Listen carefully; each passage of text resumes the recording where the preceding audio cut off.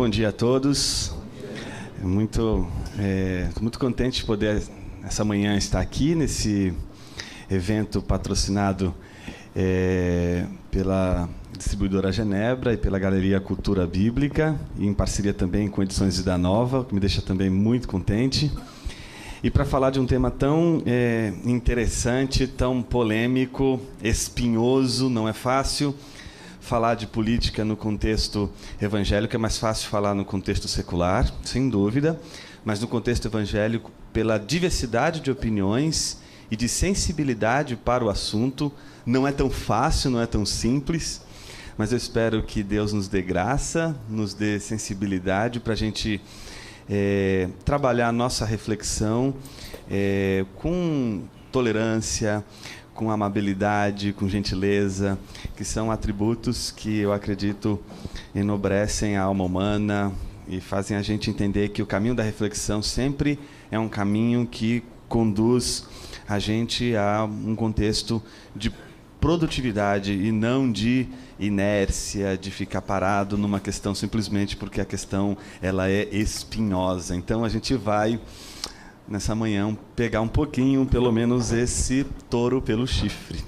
Mas antes, eu queria só indicar um livro que está aí disponível, do Tim Keller, Como Integrar Fé e Trabalho. É um livro muito bacana, principalmente pela abordagem que o Tim Keller propõe em relação ao trabalho. Vê o trabalho não como uma condenação do pecado do homem, mas o trabalho de uma perspectiva e de uma cosmovisão cristã como sendo algo que é bom, foi criado por Deus como toda a criação boa, mas que em face à queda guarda em si o que era para ser e não é, e que, portanto, precisa ser redimido. E que, portanto, o trabalho ele pode ser um dos meios pelos quais a gente pode servir a Deus. Ou seja, a gente não, para servir a Deus, a grande tese dele, a gente pensa que a gente deveria ficar na igreja ou cantar ou pregar. E essas seriam as duas únicas atividades que a gente poderia ter na igreja. Então, se você não canta bem, se você não fala bem, puxa, não vai dar para você servir o reino de Deus. Bom, ele prova nesse livro o contrário, que é possível servir a Deus com a profissão que você tem, com aquilo que você tem. Então, há salvação para quem estudou zootecnia, há salvação para quem estudou química, há salvação para quem estudou matemática. Tá certo? Então ele mostra exatamente nesse livro como esse dom, essa ciência que Deus te deu a possibilidade de estudar, aprender nesse mundo que você vive, como ela pode servir também para o reino de Deus. Então fica aí a dica do Tim Keller, Como Integrar Fé e Trabalho. O outro livro a gente vai falar bastante, que é esse livrinho aqui, Política Segundo a Bíblia, Princípios que todo cristão deve conhecer, do Wayne Grudem. A gente vai falar um pouquinho sobre ele. A nossa fala de hoje é uma reverberação da leitura desse livro. Obviamente, como qualquer leitor, a gente nunca compra o pacote inteiro, a gente faz análises do livro e a gente faz a análise do livro a partir dos pontos que a gente considera sendo fortes. E eu considero esse livro um forte candidato para a nossa reflexão, para amadurecer a nossa reflexão no contexto evangélico, principalmente porque o autor é um autor evangélico e tem muita competência para falar sobre o assunto, para levantar os problemas, para levantar as questões, e obviamente isso pode despertar em nós uma reflexão, que é o que eu gostaria de fazer nessa manhã com vocês. Eu queria começar, em primeiro lugar, levantando alguns pontos que o Wayne Grudem levanta nesse livro, e que são os pontos que a gente vai percorrer hoje aqui. Eu vou fazer uma primeira leitura rápida da tese do livro dele, de como ele faz a leitura da relação entre cristianismo e política, e obviamente a relação entre o cristão e a política, e depois lá para o final a gente faz algumas outras considerações sobre o que ele aborda nesse livro. O Grudem, ele começa apresentando 5 pontos de vista sobre a relação entre cristianismo e política. E esses 5 pontos que ele vai apresentar, que são pontos defensáveis e que a gente pode encontrar em diversos ambientes, esses pontos não são os pontos que ele vai defender. São os pontos que ele não concorda, são os pontos que ele acredita não corresponderem à perspectiva bíblica que fundamenta essa relação entre cristianismo e política. Veja quais são os pontos. O primeiro deles, de que o governo deve impor a religião. Esse é o primeiro ponto que ele vai discordar e ele vai apresentar os motivos pelo qual ele discorda desse posicionamento. Ele também vai discordar, segundo ponto, de que o governo deve excluir a religião. Não é? Um terceiro ponto, de que todos os governos são perversos e demoníacos. Não é? Um quarto ponto, o de que o cristão deve se dedicar a evangelizar e não a fazer política.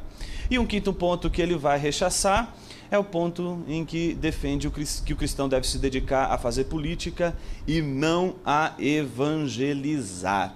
Então esses vão ser os 5 pontos que o Gruden ele vai tentar colocar como sendo 5 pontos que tentam lidar com essa relação entre o cristão e a política, ou o cristianismo e a política, e que ele considera não corresponder com uma cosmovisão cristã, uma cosmovisão bíblica. Vamos ver o primeiro ponto. O governo deve impor a religião. Ele se baseia na leitura de Mateus 22, do versículo 15 ao 22. Diz assim: Então os fariseus saíram e começaram a planejar um meio de enredá-lo em suas próprias palavras. Enviaram-lhe seus discípulos juntamente com os herodianos, que lhe disseram: Mestre, sabemos que és íntegro e que ensinas o caminho de Deus conforme a verdade. Tu não te deixas influenciar por ninguém.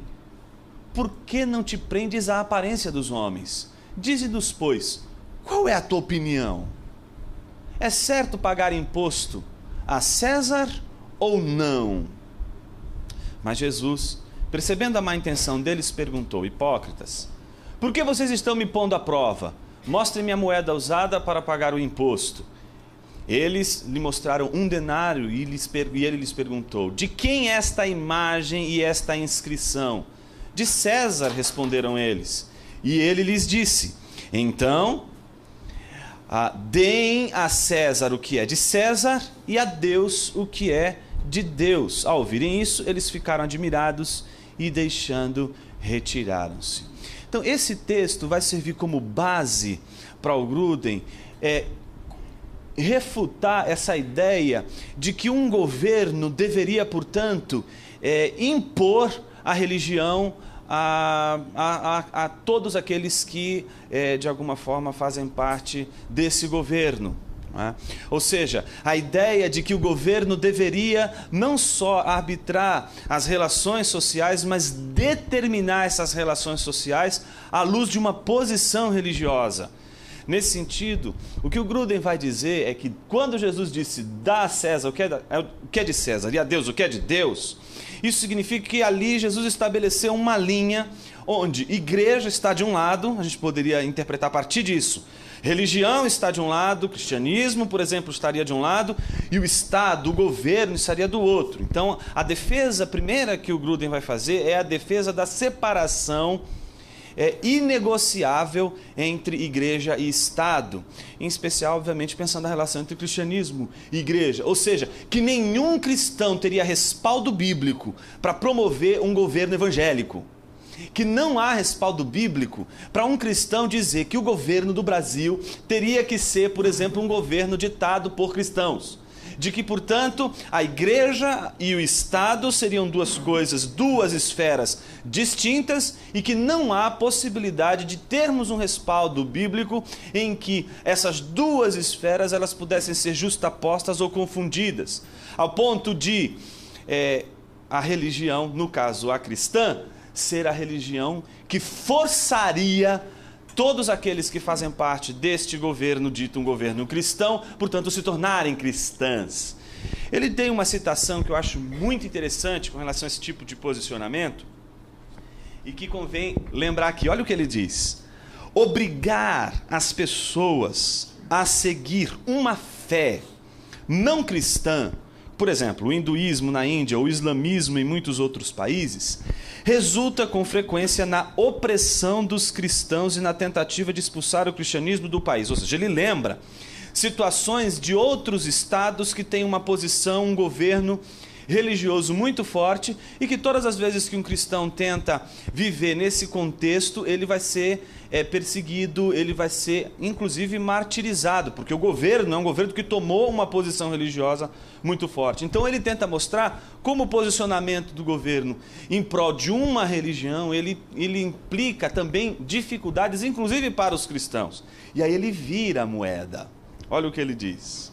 Em contrapartida, procurar obrigar as pessoas a se tornarem cristãs também tem a tendência de expulsar o verdadeiro cristianismo, pois remove da vida das pessoas a oportunidade de escolher voluntariamente seguir a fé cristã. Então, nenhum cristão tem respaldo bíblico, segundo a leitura do Grudem, para obrigar qualquer pessoa a se tornar ou a seguir a fé cristã. Porque obrigar uma pessoa a seguir a fé cristã já seria algo que, de alguma forma, negaria o princípio de que a fé cristã não pode ser uma fé imposta, mas ela tem que partir de uma vontade, de um movimento do coração. Portanto, a pessoa precisa desejar a fé cristã e não ser obrigada a se submeter, portanto, à fé cristã. Então, Deus não nos chamou para pegar em armas, colocar essas armas na cabeça das pessoas e dizerem: ou você se torna cristão, ou então você está eliminado do nosso contexto. Esse tipo de perspectiva, o Grudem vai rechaçar logo de cara, e por isso ele vai dizer: toda tentativa de um governo se juntar a uma perspectiva cristã, ou se tornar junto com a religião cristã, com o cristianismo, uma amálgama, uma só coisa, ele vai dizer, não tem respaldo bíblico, porque a própria palavra de Jesus já nos ensinou, dizendo: dai a César o que é de César e a Deus o que é de Deus. O segundo ponto de vista que o Grudem vai criticar é aquele ponto de vista que é o exato oposto, que diz que o governo deveria excluir, portanto, a religião.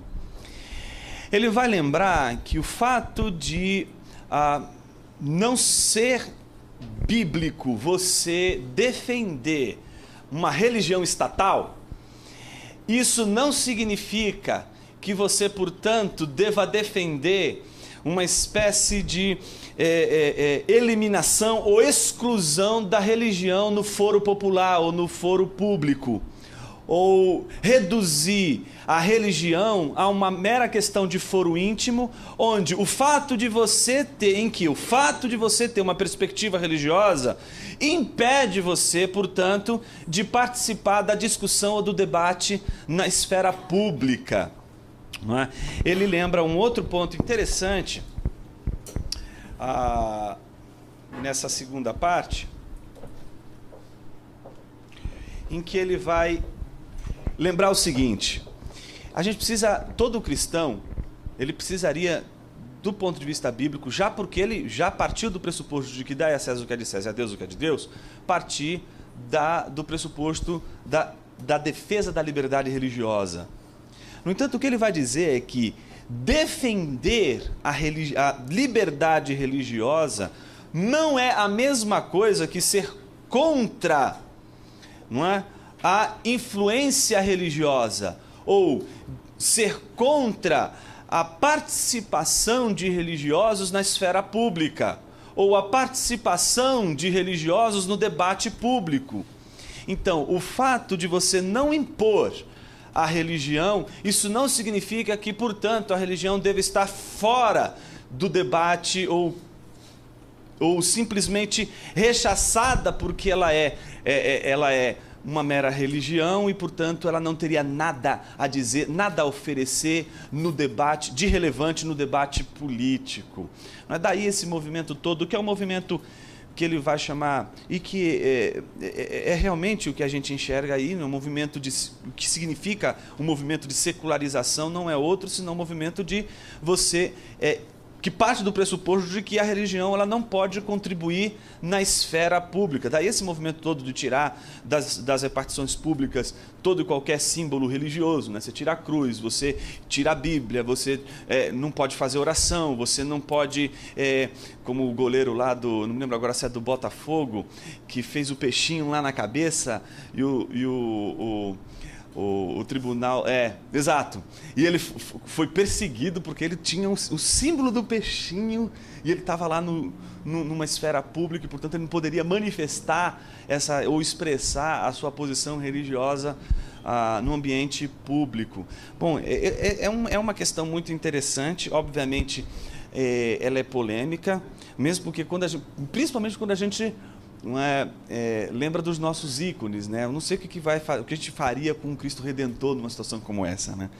Teria que implodir, tirar ele do cenário, porque está numa esfera pública. Então, é um pouco complicado essa coisa que o Gruden vai tentar mostrar, de você ser a favor da liberdade religiosa e entender que ser a favor da liberdade religiosa não significa se calar. Não significa não ter um posicionamento religioso. Não significa, portanto, entender que o Estado é neutro e que os governantes não possuem nenhum pressuposto religioso. É uma ingenuidade, ele vai dizer, defender qualquer ponto de vista político que não venha acompanhado de pressupostos que de alguma forma sejam religiosos. E aí eu lembrei de um texto, um daqueles livros que a gente não pode passar dessa vida para outra sem ler, dessa filósofa Hannah Arendt.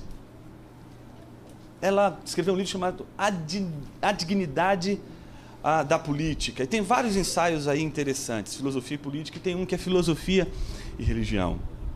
Ela diz algo muito interessante, ela diz assim: se as religiões seculares são possíveis, e ela entende religião secular, toda e qualquer movimento que seja antirreligioso. Qualquer movimento antirreligioso, ele é também religioso. Essa é a tese dela. Então ela vai dizer, se as religiões seculares são possíveis, no sentido de que, por exemplo, o comunismo é uma religião sem Deus, é o que ela vai defender, então não vivemos mais meramente em um mundo secular que baniu a religião de seus assuntos públicos, mas sim em um mundo que chegou mesmo a eliminar Deus da religião. Então, nesse aspecto é que a gente precisaria, e o Gruden levanta isso de uma maneira muito interessante, pensar o que estaria por trás de qualquer movimento que, em nome da liberdade religiosa, na verdade, não permitisse a liberdade religiosa e, ao mesmo tempo em que não permitisse a liberdade religiosa, o que de fato visaria era banir a própria religião de seus assuntos pessoais, de suas tomadas de posição. Ou seja, é um movimento que não só excluiria, o governo que não só excluiria qualquer perspectiva religiosa do debate público, mas entraria no foro da igreja, no foro da religião, para ditar as normas da religião e, para, se possível, banir da própria religião o Deus da religião. Então, é a ideia de que se a religião não pode também dominar, controlar de uma forma estatal as relações, o mesmo valeria para o governo. O Estado, nesse sentido, não poderia governar sobre os princípios religiosos, dogmáticos, doutrinários de uma religião.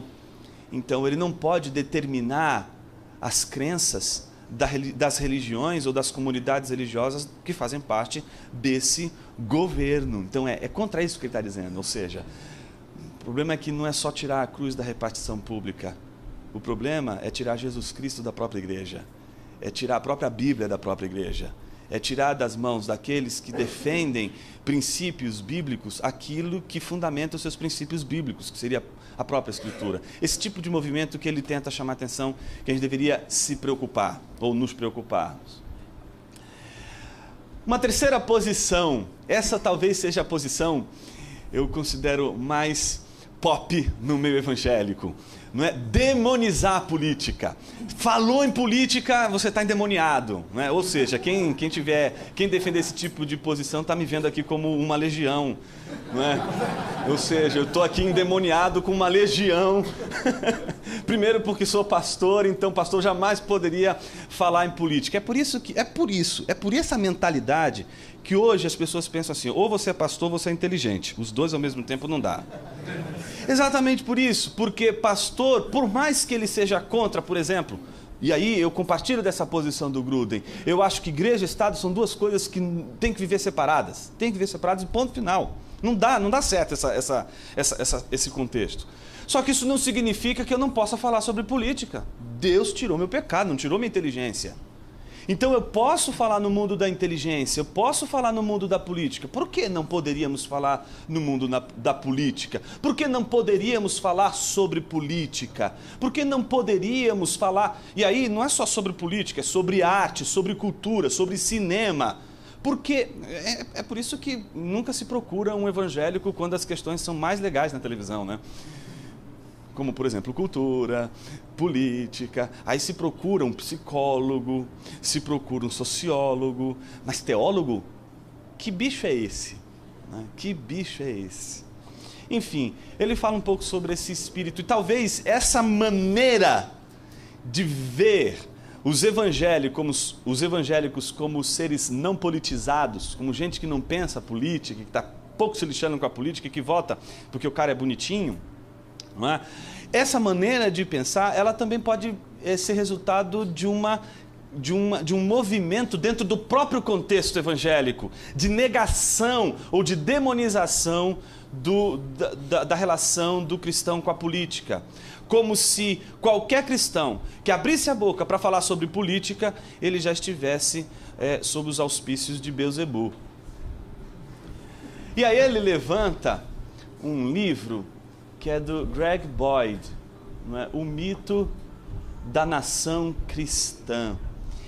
Ele tem uma tese que o Gruden vai reconstruir nesse terceiro ponto, que é a seguinte: ele se baseia em Lucas, capítulo 4, versículos 5 a 7.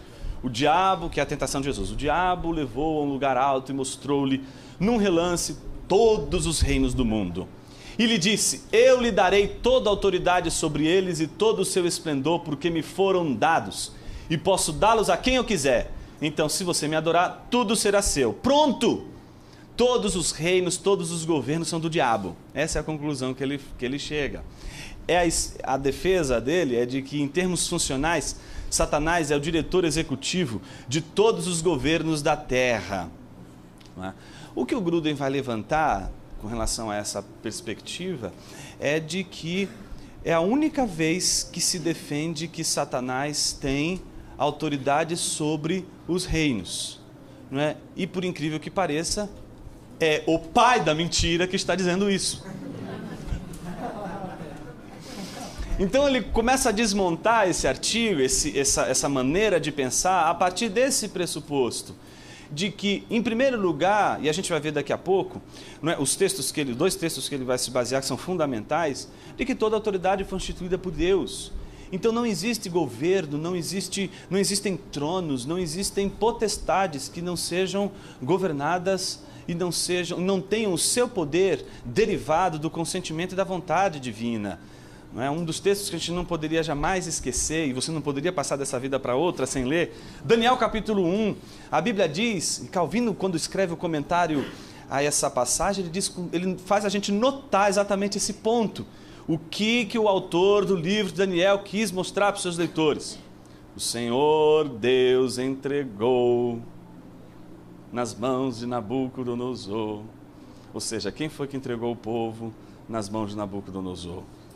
Foi Deus, não foi Nabucodonosor que tomou o povo e derrubou o templo. O que ele tenta mostrar é que até mesmo aquele governo e aquele reino que tomou o povo de Deus, tomou pelas mãos de Deus e o consentimento da autoridade de Deus. Então é entender isso na sua radicalidade, de que todos os governos e todos os reinos, então, se estão sob os auspícios de Deus, então a gente não poderia jamais pressupor que o governo é coisa do diabo, não é? O que o Satanás está sentado lá em Brasília.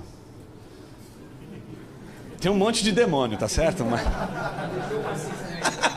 que poderia ser lançado nos lugares mais áridos. Mas, deixa isso para lá. O quarto ponto que ele vai discordar, que é aquela ideia de que deveríamos evangelizar e jamais nos preocuparmos em fazer política. De que o cristão não deve se envolver com política e que o chamado dele é pregar o evangelho. Ele vai recuperar aquela noção que muitos de nós aqui estamos acostumados a ouvir lá do Congresso de Lausanne, que é a ideia do evangelho todo. Ele vai recuperar a noção do evangelho todo, exatamente para fundamentar a ideia de que a evangelização não elimina a nossa responsabilidade pública, a nossa responsabilidade como cidadãos. Ele vai se pautar num texto do John MacArthur, e aqui eu queria fazer uma observação. Eu ainda estou inseguro com relação às opiniões que ele faz deste livro do John MacArthur. Eu acredito que o John MacArthur ele tem uma outra perspectiva que eu acho diferente da que o Gruden constrói sobre ele. Mas admito que, a partir das teses que o John MacArthur defende nesse livro, né? Porque o governo não pode salvar você, de que pode levar a este entendimento. Qual o entendimento? De que a gente não precisa se envolver com política e que a nossa questão é só a pregação do evangelho. Talvez se a gente ler com um pouquinho de atenção esse livro do MacArthur, a gente entenda qual é de fato o ponto dele, de que ele não está dizendo que o cristão ele não deva fazer política, mas não é, ele vai dar ênfase àquilo que a gente não poderia perder de vista. Mas enfim, deixando isso de lado, que eu acho que é uma outra discussão, que aí é se a interpretação do Gruden de fato corresponde ou não com o que o John MacArthur defende nesse livro, o fato é que ele chama a atenção dessa ideia de fazer a pregação ou evangelização seria antagônico, portanto, a fazer política. Olha o que ele vai dizer. Deus não chama a igreja para influenciar a cultura ao promover legislações e decisões judiciais que favoreçam um ponto de vista bíblico. Essa é a ideia do John MacArthur, ele tira esse texto exatamente do livro de John MacArthur. O uso de métodos temporais para promover mudanças legislativas e jurídicas não é nosso chamado e não tem valor eterno.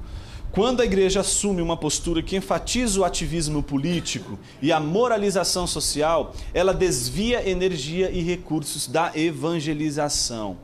Então, o que ele tenta mostrar, o Gruden, todo o esforço dele nesse capítulo, nesse tópico que ele vai criticar essa relação governo-igreja e que essa perspectiva de que, olha, essa relação não cai bem porque a missão da igreja é evangelizar. Esse negócio de fazer política não nos diz respeito.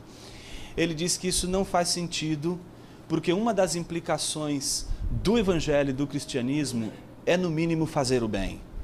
E se o cristão tem a obrigação de fazer o bem, independente de quem seja, então isso significa que o cristão tem que se envolver com questões políticas para fazer o bem.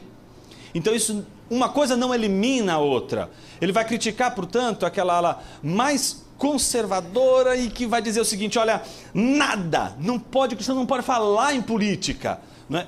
Veja, o fato de ele defender de que o cristão não pode se calar diante das questões políticas, não significa que a gente deve fazer da igreja um curral eleitoreiro ou fazer da igreja um palanque para que candidatos eles possam fazer a sua defesa do voto. Não é disso que ele está dizendo. O que ele está dizendo é o cristão, de alguma forma, se envolver com as questões públicas, se envolver com a responsabilidade social. Então, nesse aspecto é que o Gruden vai chamar a atenção de que, embora ele concorde que a evangelização é primordial, ela não elimina a nossa responsabilidade pública.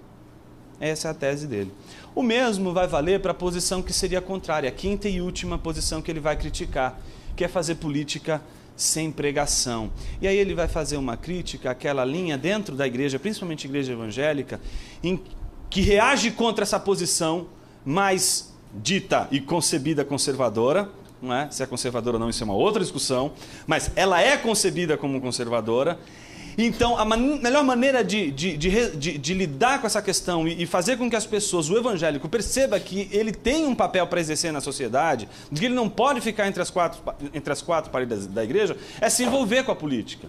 Só que aí ele se preocupa com o fato de que esse envolvimento pode ser tão grande que o evangelho pode perder a sua função primordial no contexto da igreja, da relação da missão de Deus. Aqui eu queria lembrar um livretinho que foi publicado, uma série Lausanne. Acho que alguns aqui, os mais velhos, devem lembrar dessa série, não é? Que foi publicada muito tempo atrás, chamada O Evangelho e o Marxista. A proposta desse folheto era justamente mostrar a importância de comunicar o evangelho para o marxista, ou seja, se via o marxista como, e o exemplo que o livro dá, que a própria Comissão de Lausanne dá para esse movimento, é de que, assim como você evangeliza um muçulmano, você evangeliza também um marxista, porque ele parte do pressuposto de que o marxista, por natureza, por abraçar o materialismo dialético, ele seria um ateu. Então, nesse sentido, precisaria de evangelização ou da pregação do evangelho, a pregação do evangelho alcançar tanto um muçulmano como um marxista. E é interessante porque o texto diz o seguinte: cristãos politicamente conscientes, sensíveis para o sofrimento dos pobres, viram-se totalmente frustrados pela inércia e algumas vezes pela fraca oposição da igreja, o que levou à conclusão de que a análise de Marx, afinal de contas, estava certa. Por fim, de tal maneira se identificam com os marxistas, aparentemente as únicas pessoas a fazerem algo a favor da justiça, que acabam perdendo sua identidade cristã.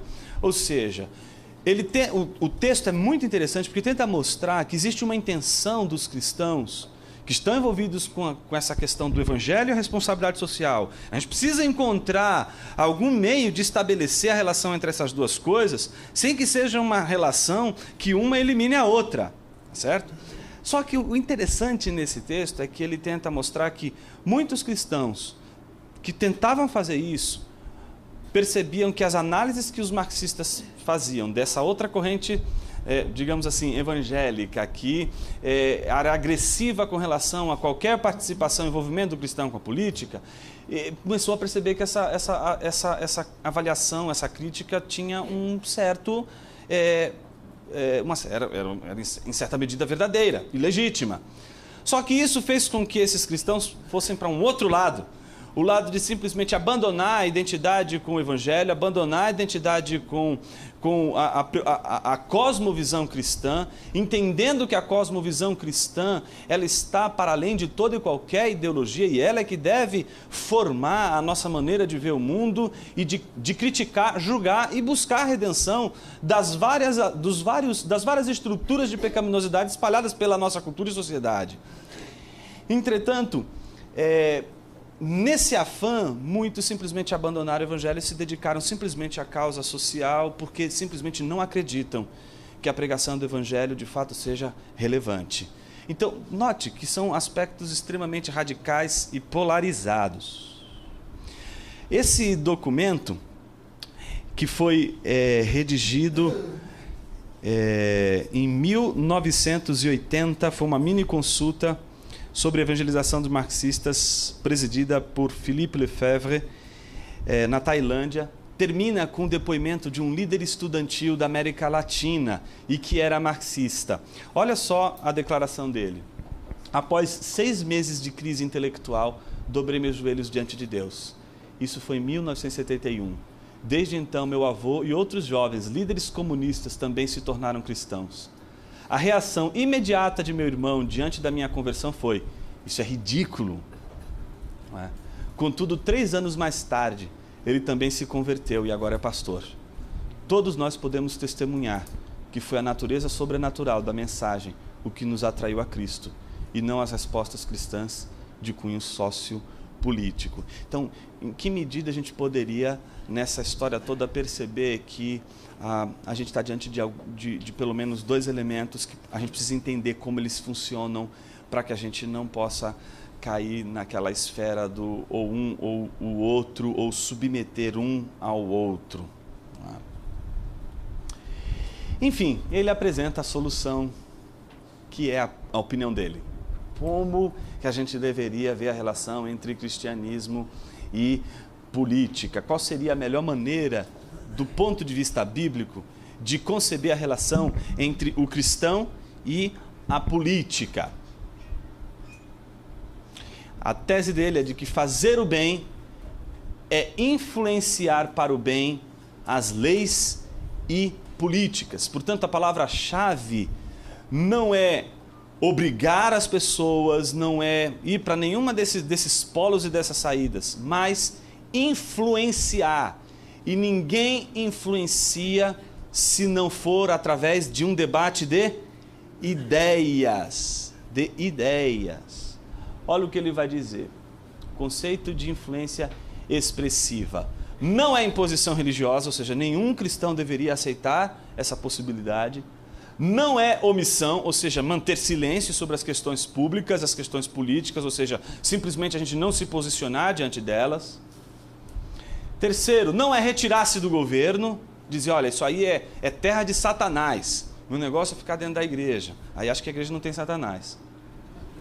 Não é dedicar-se exclusivamente ao evangelismo. Ou o quinto ponto, não é dedicar-se exclusivamente à política. A salvação não está no governo. Então ele vai dizer que a influência expressiva não pode abraçar nenhum desses 5 movimentos. Então o que é essa tal da influência expressiva?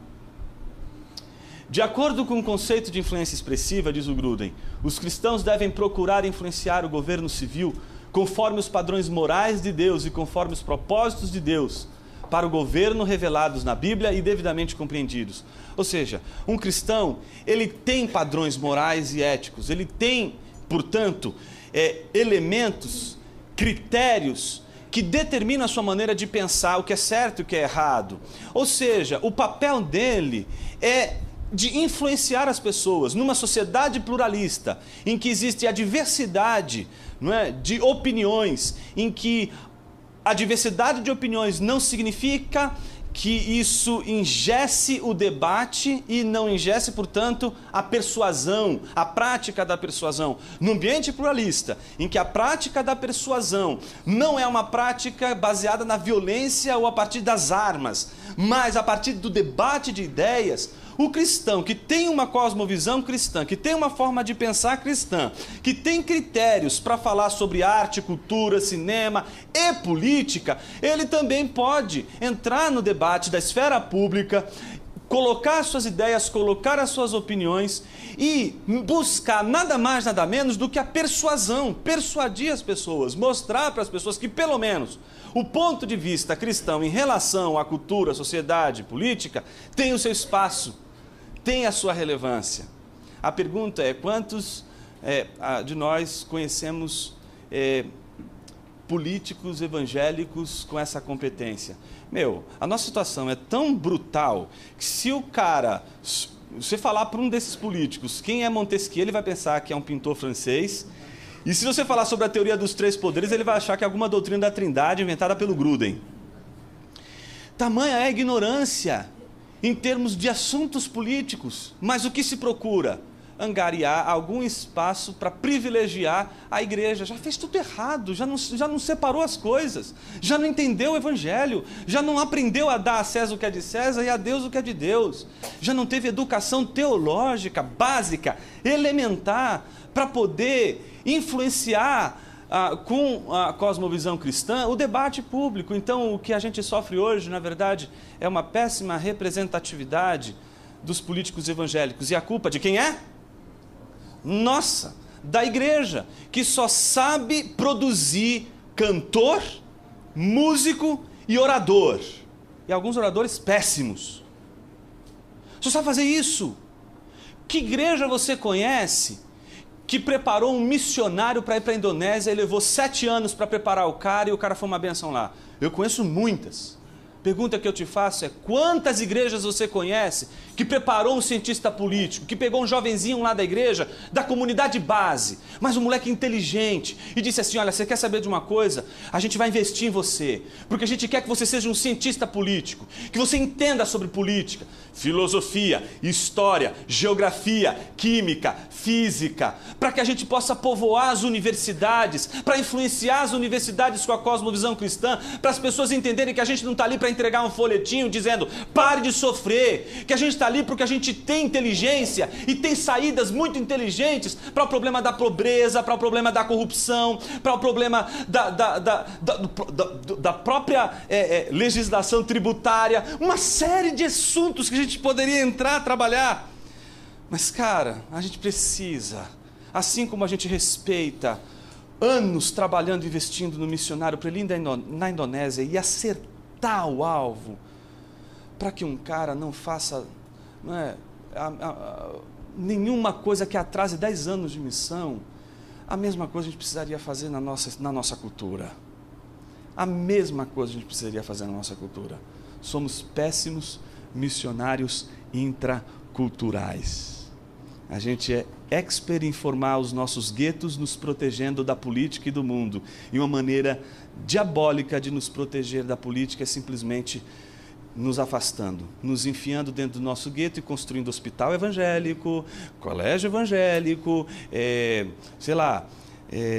roupa evangélica, guitarra evangélica, porque tem que ser uma guitarra evangélica, uma bateria evangélica. Está entendendo? Enquanto a gente não sair dessa mentalidade pequena e que não faz a gente enxergar a amplitude do reino de Deus, que, como dizia Kuyper, que era um pastor, foi primeiro-ministro, fundador da Universidade Livre de Amsterdã, não é? Um homem que escreveu sobre teologia e política, que é considerado um dos juristas mais importantes do direito holandês. Esse pastor ele dizia o seguinte: não existe 1 centímetro quadrado da existência humana que Cristo, o soberano, não diga, é meu. Então não existe esfera da cultura que você, com a cosmovisão cristã, não possa operar e não possa mostrar a beleza da cosmovisão cristã. Para concluir, as leituras de 2 textos que ele se fundamenta. Todos devem sujeitar-se às autoridades governamentais, pois não há autoridade que não venha de Deus. As autoridades que existem foram por ele estabelecidas. Portanto, aquele que se rebela contra a autoridade está se colocando contra o que Deus instituiu. E aqueles que assim procedem trazem condenação sobre si mesmos, pois os governantes não devem ser temidos, a não ser pelos que praticam o mal. Você quer viver livre do medo da autoridade? Pratique o bem e ela o enaltecerá, pois é serva de Deus para o seu bem. Mas se você praticar o mal, tenha medo, pois ela não porta a espada sem motivo. É serva de Deus, agente da justiça para punir quem pratica o mal. Portanto, é necessário que sejamos submissos às autoridades, não apenas por causa da possibilidade de uma punição, mas também por questão de consciência. É por isso também que vocês pagam imposto, pois as autoridades estão a serviço de Deus, sempre dedicadas a esse trabalho. Deem a cada um o que lhe é devido. Se imposto, imposto. Se tributo, tributo. Se temor, temor. Se honra, honra. Romanos 13. E o último texto que faz parte da fundamentação dele, de que a gente deve influenciar expressivamente a política, porque uma das teses bíblicas é de que o cristão deve fazer o bem, portanto, influenciar a cultura é fazer o bem. Ele conclui dizendo, por causa do Senhor, com base em citando o texto de 1 Pedro 2, por causa do Senhor, sujeitem-se à autoridade constituída entre os homens, seja ao rei como autoridade suprema, seja aos governantes como por ele enviados, para punir os que praticam mal e honrar os que praticam bem. Pois é da vontade de Deus que, praticando o bem, vocês silenciem a ignorância dos insensatos. Vivam como pessoas livres, mas não usem a liberdade como desculpa para fazer o mal. Vivam como servos de Deus, tratem a todos com devido respeito, amem os irmãos, temam a Deus e honrem o Rei. É isso. Muito obrigado. E agora a gente abre para as... É isso mesmo.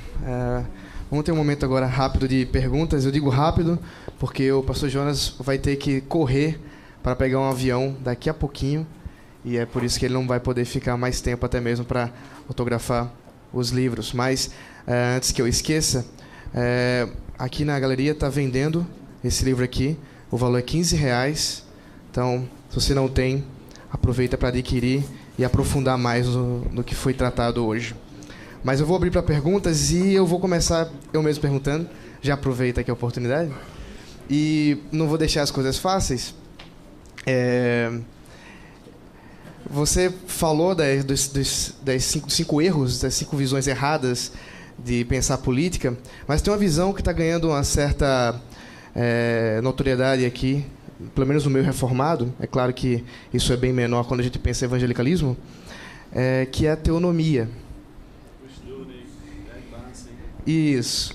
E eu queria que você comentasse um pouco sobre o pensamento teonômico e por que ele não seria uma visão correta das Escrituras. Desculpa, você que é doutor. Imagina. Essa pergunta que o Ronaldo fez, ela permite, inclusive, o ponto aqui de discordância do Gruden, né? Para o Gruden, ele chega a dizer isso com todas as letras. Ele acha extremamente ingênuo a proposta do Greg Bunsen e do Rushdoony sobre a questão da teonomia, ou seja, de que as nossas leis civis, as nossas leis em geral, elas deveriam se basear ou tomar como base as leis da aliança mosaica, portanto, aquelas leis que fazem parte do Antigo Testamento, da Bíblia, elas deveriam normatizar ou ser a base, o pano de fundo da nossa lei. Só que essa é uma leitura muito simplista, eu considero simplista do que seria a defesa do Bunsen e a defesa do Rushdoony. Mas, ao mesmo tempo, tem elementos da crítica que o próprio Werner Poitras e não só o Poitras, mas o próprio John Frame, que tem muita coisa dele publicada, e acho que nesse volume que ele fala sobre vida cristã, ele tem uma análise bem interessante e que ele faz uma crítica dos pontos que seriam, ao ver dele, difíceis de sustentar e que são sustentados pelo pessoal da visão mais teonomista, não é? De que, portanto, as leis civis elas deviam se pautar, ou a gente deveria normatizar de alguma forma essas leis, ou buscar a influência, não só a influência, mas o modelo dessas leis nas leis da aliança mosaica, não é? Eu acho que eu fico mais com Poitras, com John Frame nessa questão. Eu acho que eu fico também mais do lado do Gruden nesse ponto da leitura que vê nesse movimento de vocês fazer a leitura da aliança mosaica a base necessária para a constituição das leis de um país. Bom, está aberto para perguntas. Eu acho que o microfone, não sei se chega até aí, Marcos, mas eu vou tentar.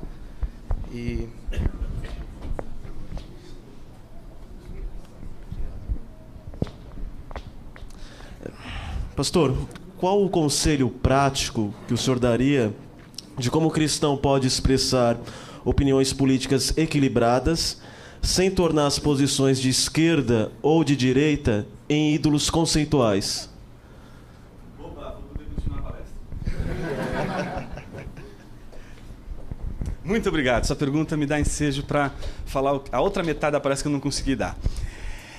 Esse livro vai sair por Edições da Nova, né? Chama-se Visões e Ilusões Políticas, né? Escrita por Coitzes, um livro muito interessante.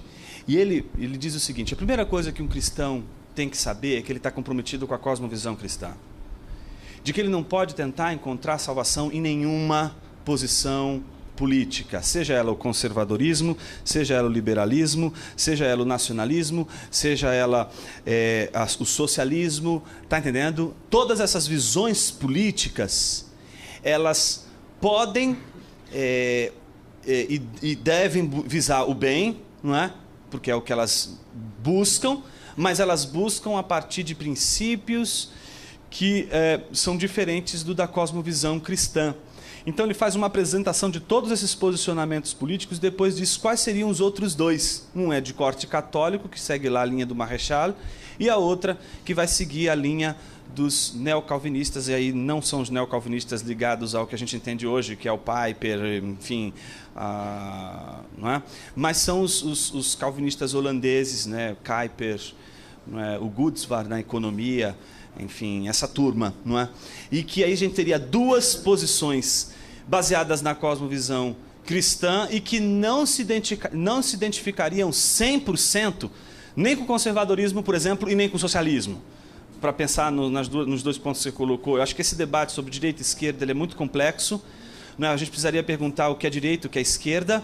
Não é? Às vezes você pode perguntar para uma pessoa o que é a direita. Você fala, bom, depende de onde eu estou sentado.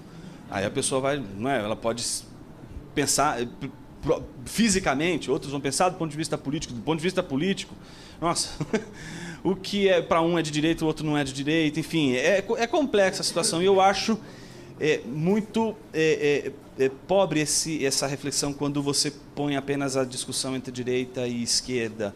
Eu acho que a gente está vivendo um contexto de uma complexidade que pede para que a gente pense de uma maneira melhor sobre o que seria isso. Mesmo porque no nosso país a política não dá para ser pensada dessa forma, nem do ponto de vista formal, partidário. Não é? Não teria esse posicionamento, por exemplo, de direita, não é, bem representado. Tem falsamente representado, não é? Erroneamente ou equivocadamente representado, mas ele representado acho que seria difícil, principalmente partindo do que eu estou entendendo por direita. Tem um artigo, eu não sei se o Sérgio vai lembrar, foi publicado agora pelo André, foi publicado está no site Teologia Brasileira, é o André Venâncio. É um artigo dele onde ele levanta a complexidade dessa discussão que eu aconselharia muito a ler. Mas, enfim, só para concluir, olha o que ele vai dizer. Toda visão está sujeita à distorção. Todas as visões políticas, portanto, estão sujeitas à distorção. E como um cristão, ele tem que perceber que cada visão política ela pode se tornar um ídolo. E quando ela se torna um ídolo, você está acreditando que vai ser salvo por aquele ídolo. Não é? Toda visão está sujeita à distorção. E damos o nome de ilusões às visões distorcidas. Uma ilusão nos dá uma falsa interpretação do mundo, mas sua falácia nem sempre é imediatamente evidente para todos, ao menos à primeira vista. Pelo contrário, uma ilusão pode ser persuasiva a ponto de convencer um sem número de pessoas que suas pretensões representam a verdade total. Ou seja, o cristão, porque ele já sabe pela cosmovisão cristã que não se enxerga ao todo, que só enxerga a parte, que não se vê face a face, mas se vê por espelhos, jamais poderia aceitar qualquer posicionamento totalitarista ou qualquer posicionamento que desse para você a verdade total e que não fosse passível de avaliação, de crítica. Né? Um outro texto interessante é do Tim Keller, Deuses Falsos. Ele diz: a palavra ideologia pode ser usada para designar qualquer conjunto de ideias sobre um assunto, mas também pode ter uma conotação negativa próxima a de uma palavra parecida, idolatria. Não é? Então aí a gente poderia fazer uma espécie de ideolatria, não é? Uma ideologia sendo idolatrada. É contra isso que ele está se posicionando. Uma ideologia, assim como um ídolo, é uma descrição parcial e limitada da realidade. Portanto, todas as ideologias não vêm o todo, vem apenas uma parte. Mas qual é o problema da ideologia? A cosmovisão cristã assume que está vendo por parte, mas uma ideologia ela acredita, ela eleva o nível, não é, da palavra final sobre as coisas. Ideólogos acreditam que sua escola ou partido tem a resposta real e completa para os problemas da sociedade. É como Paul Ricoeur diz, né, um filósofo cristão francês, né? Ele diz que toda ideologia é esquemática, ela tenta dar conta do todo, e o cristão tem que resistir a essa tentação. E aí você poderia ler Contra a Idolatria, um livro da qual você não poderia passar dessa vida para outra sem ler. Tem que ler esse livro, todo cristão teria que ler esse livro. Principalmente porque quando eu li esse livro, a primeira vez que eu li, eu falei, gente, está acontecendo isso no Brasil. O Brasil é isso. É isso que está acontecendo no Brasil. E ele teve uma experiência muito interessante e descreveu isso, da alegria no leste europeu e na Europa Ocidental e outros ensaios. Ele diz o seguinte: Uma primeira forma de proteção contra a invasão ideológica é o pensamento autônomo. E aqui não tem nada a ver com aquele princípio de autonomia em que o sujeito ele não se fundamenta em nenhuma crença. Aqui a autonomia é de que ninguém vai pensar por você, de que pastor nenhum tem que pensar por você. A gente tem que parar com essa noção, né, que vem pelo discurso da fé.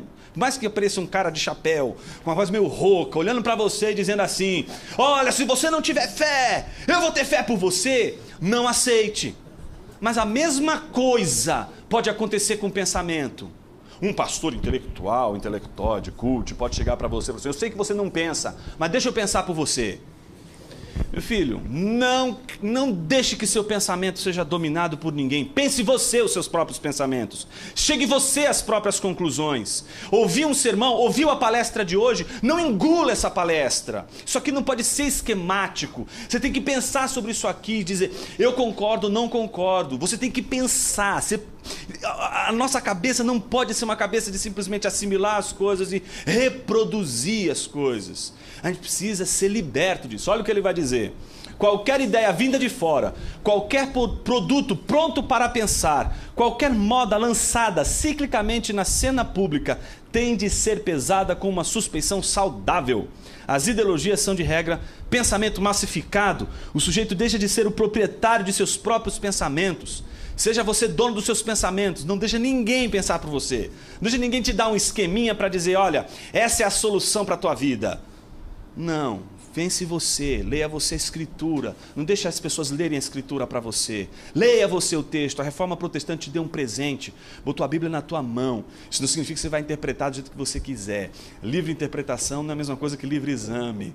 É claro que você só vai poder interpretar o que está no texto. Não vai poder falar que Jesus é uma chinesa do 1º século. Não vai me convencer.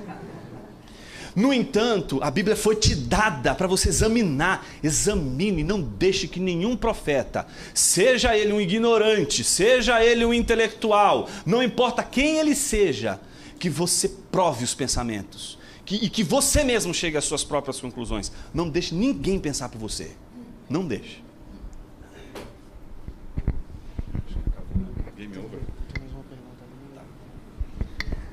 A pergunta dele vai ser a última, infelizmente, por causa do horário, está bem apertado. Professor, pastor, em cima do texto que o irmão falou de Romanos, a submissão às autoridades, fico pensando na ditadura militar no Brasil e o silêncio da igreja, dentro desse contexto que o irmão falou. E também Bonhoeffer, no nazismo, o posicionamento dele de participar da conspiração contra Hitler. Como é que a gente pode encaixar essa submissão e, de repente, esse texto não é o que embasa a falta de ativismo da igreja, né? Tem que aceitar tudo como autoridade instituída por Deus. Muito boa a sua pergunta. Não é? A pergunta é se a gente pode, se existe em algum momento uma desobediência justificável ao Estado. Não é? Sobre o Bonhoeffer tem uma história interessante. Um dia eu estava sabe essas discussões de Facebook, né? Todo mundo é doutor no Facebook, né? Aí estava lá uma discussão daquelas cabeludas, e eu dificilmente entro em discussão no Facebook, dificilmente. Fujo como o diabo foge da cruz. Tem gente que faz isso muito bem, eu não faço muito bem, então eu simplesmente só às vezes assisto a discussão. E aí teve uma discussão que era muito interessante. Era uma discussão sobre como pode Bonhoeffer ter sido um pastor, sido crente e planejar a morte de alguém. Que grande pecado esse homem cometeu. Aí veio um carinha do nada, assim, um cara ele não estava na discussão, ele apareceu do nada, caiu de paraquedas, simplesmente colocou embaixo: pecado foi ele não ter conseguido.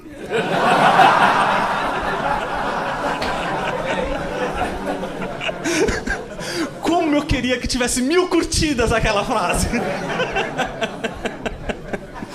Porque às vezes a gente tem a ideia de que, o texto de Romanos está dizendo que toda autoridade é instituída por Deus, então vamos nos submeter a essa autoridade. Espera aí.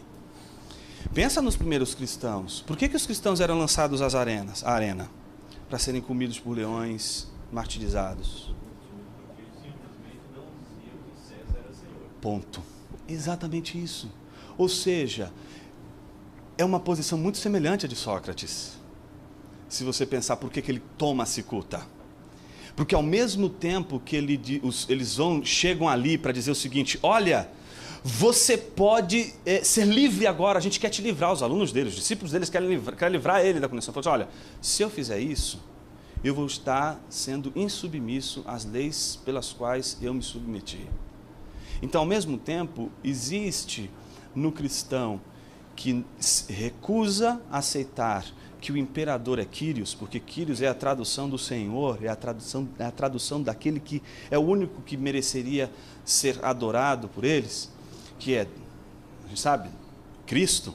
Então eles não poderiam se curvar, mas isso não significa que o fato deles não se curvarem, eles não se submetiam ao suplício, não se submetiam ao martírio.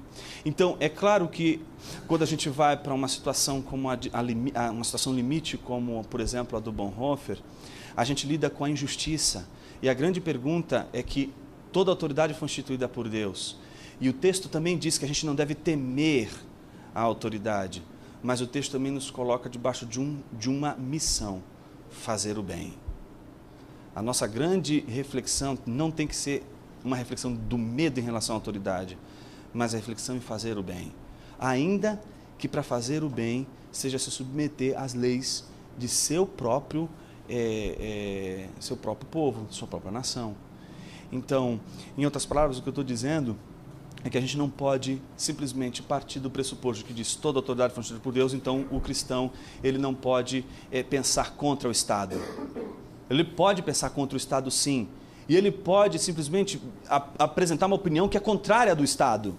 Isso não significa, portanto, que ele vai ser insubmisso ao Estado. E aí o exemplo do Bonhoeffer é maravilhoso, porque muitos teólogos simplesmente saíram da Alemanha, e é fácil lutar contra os alemães fora da Alemanha nazista. É fácil você ir para uma universidade, né, em Nova York, ter tudo do bom e do melhor, e escrever contra o nazismo. Outra coisa é o cara que também vai para os Estados Unidos, vê toda a situação e diz assim, não vou ficar aqui não. E reconhece que a única maneira dele exercer influência é ele lutar pelo bem. E aí eu acho que ele dá um exemplo cívico do cristão. E aí, obviamente, gente, minha posição, minha opinião sobre a sua questão, não é? Admite-se o contraditório, sem dúvida, e o benefício da dúvida, sem dúvida. Acho que toda autoridade que exercer a sua influência contrária aquilo que a palavra de Deus diz, o cristão tem que se posicionar. Estou contigo. Queremos agradecer a presença dos irmãos, agradecer principalmente... Pode bater palma.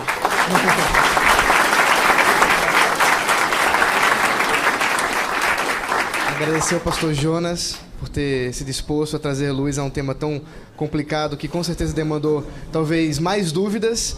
Resolveu algumas, mas trouxe outras que não se tinha pensado e que com o tempo, com reflexão, com estudo, espero que os irmãos possam dirimi-las. Mas eu queria orar também, orar pelo nosso país, pela nossa política. E eu queria pedir para o pastor Jonas fazer isso, pensando no que vem à frente. Pai querido, nós nos reunimos em Teu nome, Senhor.